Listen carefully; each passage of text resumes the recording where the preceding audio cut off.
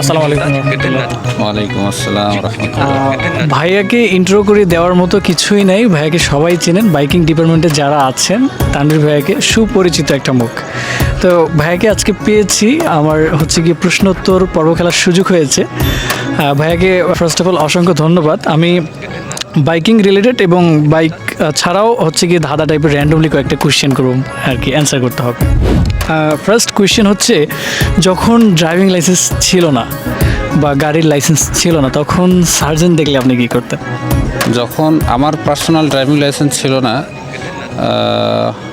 এরকম কখনো ওরকম হয়নি সিচুয়েশন যে সার্জেন্ট পড়ছে আমি চলে যেতাম, কিন্তু যাইতাম স্পিডটা তখন খুব ডিসেন্ট রাখতাম, যেন সন্দেহের বা তাদের একটা অ্যাটিটিউড থাকে, তারা কিন্তু অ্যাটিটিউড দেখে আটকায় ম্যাক্সিমাম সময়।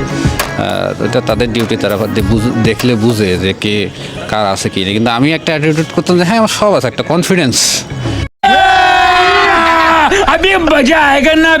একটা অন্যরকম কনফিডেন্স নিয়ে যাইতাম, কারণ হেলমেটটা থাকতো না, বেশি হেলমেটটা ফলো করে, হেলমেটটা থাকতো, তার কারণে দেখা অনেক সময় হয়তো না এরকম কোনো সময়। তাহলে কোনো সময় এই সার্জেন্টের ফেস হতে হয়নি মনে হয়? না, ড্রাইভিং লাইসেন্সের আগে ওইভাবে সার্জেন্টের ফেস হইতে হয়নি, আর গাড়ি চালানোর মানে ওইভাবে গাড়ি চালাই ওই লার্নার লাইসেন্স করার পর থেকে। ও আচ্ছা, বুঝতে পারছি। আসলে ব্যাপারটা হয় কি, মানে যখন দেখা যাচ্ছে হেলমেট থাকে না বা হচ্ছে কি আপনার গাড়ি পেপার সঙ্গে নেই, ওই সময় আর কি সার্জেন্ট ধরে ফেলে, আবার যখন থাকে তখন আবার ধরে না। এটা কেমনে কেমনে বুঝে যায় কেন? হ্যাঁ, এটা হয়ে যায় যখন ড্রাইভিং থাকে। তখন আমার একটা এক্সপিরিয়েন্স আছে যে আমার ড্রাইভিং লাইসেন্স হয়ে গেছে কিন্তু আমাকে কেউ ধরতেছে না।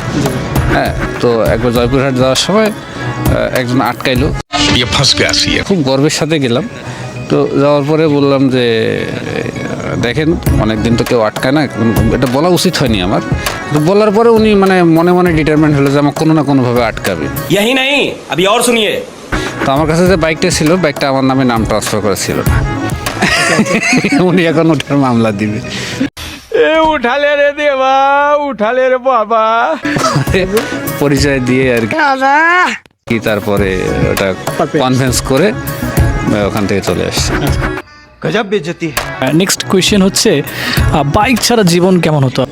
আগে যদি বাইকার যদি না হইতাম তখন হিসাব আলাদা, কিন্তু এখন যদি বলি যে এটা কোয়াইট ইম্পসিবল, কারণ এটা ওয়ান কাইন্ড অফ আমার দুইটা পা দুইটা চাকা এরকম হয়ে গেছে। আচ্ছা আচ্ছা, বুঝতে পারছি, একটা জীবনের অংশ, ওটা ছাড়া হবেই না। বুঝতে পারছি, অনেকটাই। ভাইয়া অত্যন্ত বাইক প্রেমী। হ্যাঁ। এবার আমি হচ্ছে গিয়ে বাইকিং রিলেটেডের বাইরে গিয়ে দু একটা কোয়েশ্চেন করতে চাই। কোন জিনিস ফ্রিজে রাখলেও গরম থাকে? কোন জিনিস ফ্রিজে রাখলেও গরম থাকে? ফ্রিজে রাখলেও গরম থাকে?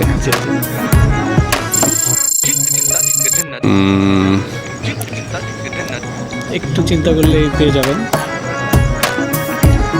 ফ্রিজে রাখলেও গরম, গরম থাকে। এটা কি ফ্রিজে রাখতে হয় আলাদাভাবে গরম রাখার জন্য? জি না জি না, নর্মালি রেখে দিলাম, বাট এটা গরম। আপনি চাইলে ক্লু নিতে পারেন। রেখে দিলাম কিন্তু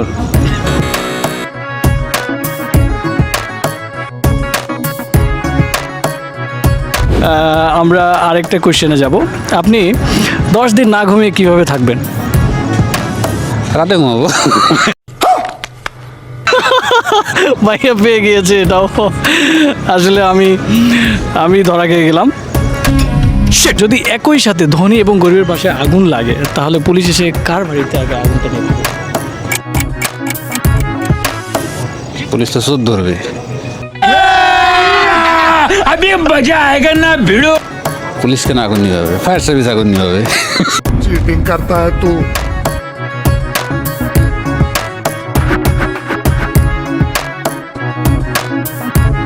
আমি পারলাম না। ঠিক আছে ভাইয়া, থ্যাংক ইউ ভাইয়া। ওকে ভাই, খুব মজা লাগলো।